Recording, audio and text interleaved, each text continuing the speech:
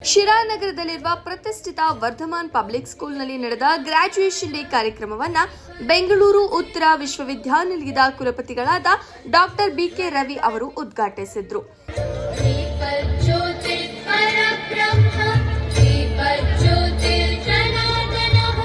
ಈ ಸಂದರ್ಭದಲ್ಲಿ ಮುಖ್ಯ ಅತಿಥಿಗಳಾಗಿ ಕೆಪಿಸಿಸಿ ಅಲ್ಪಸಂಖ್ಯಾತ ಘಟಕದ ರಾಜ್ಯ ಉಪಾಧ್ಯಕ್ಷರಾದ ಅಬ್ದುಲ್ಲಾ ಖಾನ್, ನಗರಸಭೆ ಸದಸ್ಯೆ ಉಮಾ ವಿಜಯರಾಜ್, ಶಾಲೆಯ ಚೇರ್ಮನ್ ಸಂಜಯ್ ಎಸ್ ಗೌಡ, ಕಾರ್ಯದರ್ಶಿ ಕಪಿಲ್ ದೇವ್, ಆಡಳಿತಾಧಿಕಾರಿ ರಚನಾ ಹಾಗೂ ಶಾಲೆಯ ಎಲ್ಲಾ ಬೋಧಕ ಮತ್ತು ಬೋಧಕೇತರ ಸಿಬ್ಬಂದಿಗಳು ಉಪಸ್ಥಿತರಿದ್ದರು. ಕಲಿಕಾ ಆಧಾರಿತ ಶಿಕ್ಷಣ ಅಂದ್ರೆ ಒಂದು ಆಕ್ಟಿವಿಟಿ ಬೇಸ್ಡ್ ಲರ್ನಿಂಗ್ ನಾವು ಮುಂಚೆನೂ ಕೊಡ್ತಾ ಬಂದಿದ್ದೇವೆ. ಅದಕ್ಕೆ ಜಾಸ್ತಿ ಒತ್ತನ್ನ ನಾವು ಮತ್ತೆ ನಮ್ಮ ಶಿಕ್ಷಕರು ನಿಮ್ಗೆ ನೀಡ್ತಾ ಬಂದಿದ್ದಾರೆ.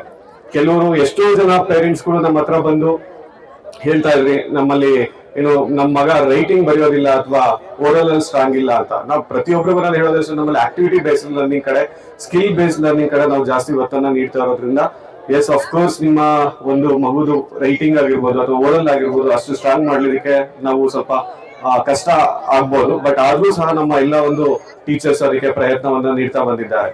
ಇದೆಲ್ಲರ ಜೊತೆಗೆ ಪ್ರತಿ ವರ್ಷನೂ ಸಹ ನಮ್ಮ ಶಾಲೆಯಲ್ಲಿ ಒಂದು ಹೊಸ ಹೊಸ ಕಾರ್ಯಗಳನ್ನ ನಾವು ಮಾಡ್ತಾ ಬಂದಿದ್ದೇವೆ.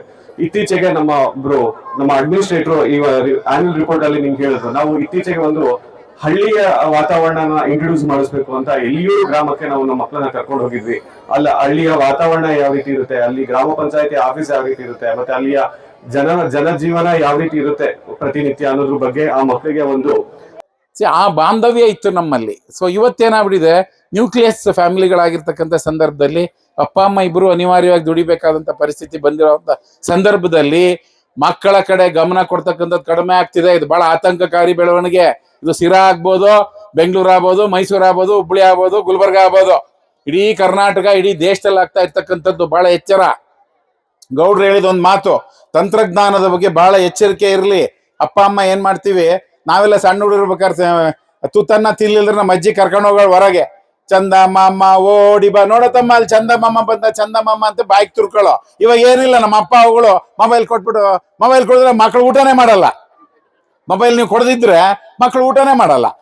ಅದು ಬಹಳ ಅಪಾಯಕಾರಿ. ಇದನ್ನ ಬಹಳ ಎಚ್ಚರಿಕೆಯಿಂದ ಗಮನಿಸ್ಬೇಕು ನೀವು. ತಂತ್ರಜ್ಞಾನ ಇದೆ ನಿಜ, ಆದ್ರೆ ಆ ತಂತ್ರಜ್ಞಾನ ಮಕ್ಕಳ ಕೈಲಿ ಕೊಟ್ಬಿಟ್ಟು ನಿಮ್ಗೇನೋ ಅದು ಅಳಬಾರದು ಅಂತ ಕೊಟ್ಬಿಡ್ತೀರಾ, ಅದು ಆಸೆ ಪಡ್ತು ಅಂತ ಕೊಟ್ಬಿಡ್ತೀರಾ. ಅದ್ ನೋಡ್ಕೊಂಡು ಮುಂದೆ ಯಾವ ರೀತಿ ಬೆಳೀತದೆ ಅನ್ನೋದು ಕೂಡ ನೀವು ಎಚ್ಚರಿಕೆಯಿಂದ ಗಮನಿಸ್ಬೇಕು.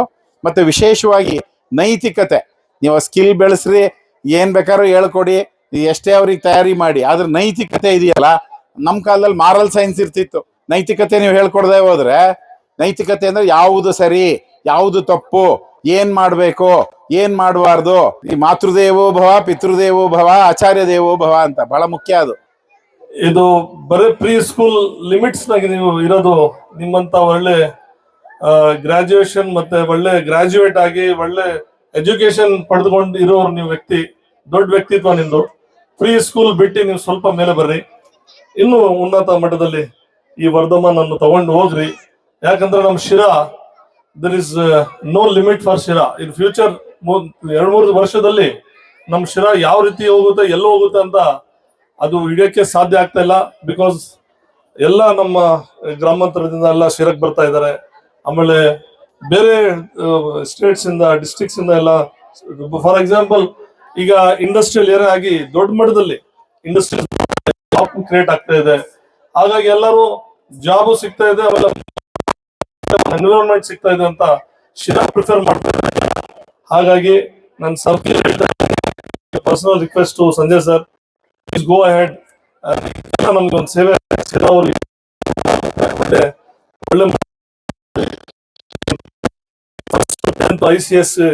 ICSE, CBSE ಯಾವುದೋ ಒಂದು ನೀವು ಬೆಳೆಸಿ ಸ್ಕೂಲ್ ತಗೊಂಡು.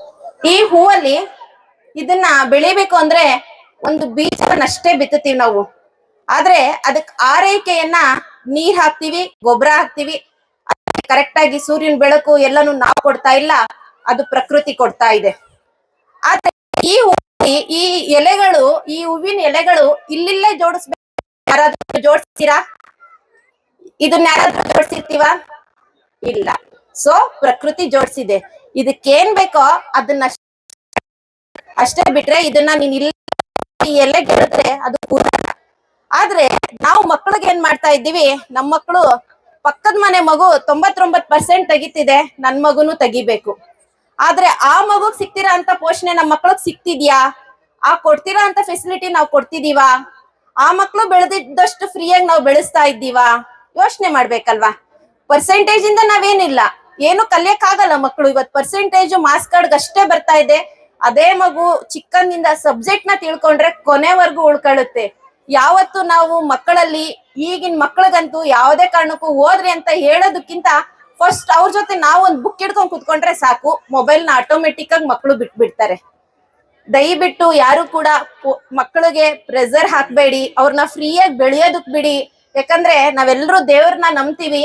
ದೇವ್ರು ನಮ್ಗೆ ಇದೇ ಮಗು ಬೇಕು ಅಂತ ನಾವ್ ಯಾರು ಕೇಳ್ಕೊಂಡು ಹುಟ್ಸಿರಲ್ಲ ಮಕ್ಕಳನ್ನ, ಅಲ್ವಾ? ಮಕ್ಕಳನ್ನ ನಮ್ಮ ಹೊಟ್ಟೆಲ್ ಹುಟ್ಸಿದಾರೆ ಅಂದ್ರೆ ಅವ್ರಿಗೊಂದು ಭವಿಷ್ಯ ಕೂಡ ದೇವ್ರು ಒಂದು ರೂಪಿಸಿರ್ತಾರೆ.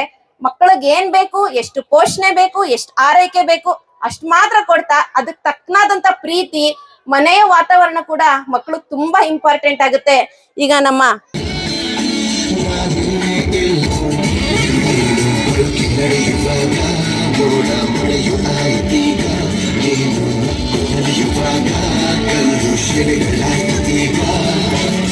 ನಿನ್ನಾಲೆ ಪ್ರಾಣ ಕೊಟ್ಟು